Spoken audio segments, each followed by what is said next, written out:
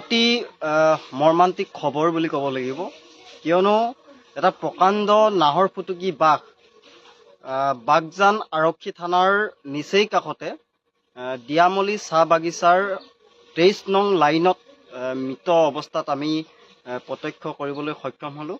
আৰু এই মৃত্যু আচলতে যোৱা 2-3 দিনৰ কথা নহয়, ইয়াৰ পূৰ্বে মৃত্যু হৈছে বুলি অনুমান কৰিছোঁ, কিয়নো বৰ্তমান যিটো নাহৰ ফুটুকী বাঘ আমি প্ৰত্যক্ষ কৰিছোঁ, এই নাহৰ ফুটুকী বাঘটো আচলতে গোটেই শৰীৰটোতে পোকেৰে পৰিপূৰ্ণ হৈ পৰিলে, পোকেৰে আচলতে সকলোখিনি আচলতে আগুৰি ধৰিছে। গতিকে সেই ফালৰ পৰা যদি চাই তেতিয়াহ'লে 2-3 দিনৰ পূৰ্বে যে মৃত্যু হৈছে তেনে নহয়, হয়তো 4-5 দিন পূৰ্বে বা তাতকৈ আগতে হয়তো মৃত্যুমুখত পৰিছে। এতিয়া কথাটো হৈছে, এই বাঘটোৰ মৃত্যুৰ আঁৰৰ বা মৃত্যুৰ কাৰণ কি হ'ব পাৰে। আমি অনুমান কৰিছোঁ, স্থানীয় ৰাইজৰ কিছুমান কথা বাৰ্তাত কিছুমান কথা আমি অনুমান কৰিবলৈ সক্ষম হৈছোঁ যে হয়তো সেই বাগানখনত বিষ আচলতে মেডিচিন তাতে ব্যৱহাৰ কৰে বাগানত, গতিকে সেই মেডিচিন খায়ো হয়তো মৃত্যুমুখত পৰিব পাৰে। ক'ব লাগিব যে বাঘ নিজেও মৃত্যু হয়, বুঢ়া বয়সত নিজেও বাঘৰ মৃত্যু হয়, নিৰ্দিষ্ট এটা সময়লৈকে তেওঁলোকৰ বয়সৰ সীমা থাকে।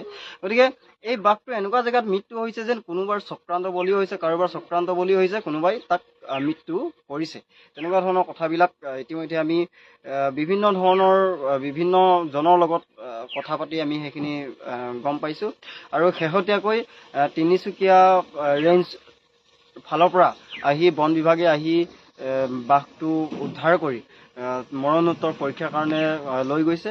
আৰু মৰণোত্তৰ পৰীক্ষাৰ পাছতে আচলতে সঠিক প্ৰকৃত সত্যটো উদ্ঘাটন হ'ব।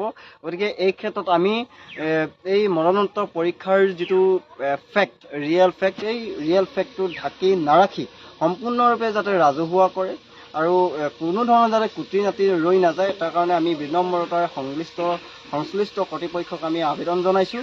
আৰু লগতে এটা কথা আমি স্থানীয় ৰাইজক উদ্দেশ্যি ক'ব বিচাৰিছোঁ যে বৃহত্তৰ বাগজান দীঘলতং দিয়ামলি এলেকাটোত আচলতে বিগত কেইবা বছৰো ধৰি আচলতে বাঘৰ উপদ্ৰৱ চলি আছে। তেনেস্থলত সকলো ৰাইজে যাতে সজাগ সচেতন হৈ থাকে, নিশাৰ পৰত হওক বা সন্ধিয়া সময়খিনিত আচলতে সকলোৱে যাতে প্ৰতিটো মুহূৰ্ততে যাতে সজাগ সচেতন হৈ থাকে, তাৰ কাৰণে আমি বিনম্ৰ অনুৰোধ জনাইছোঁ।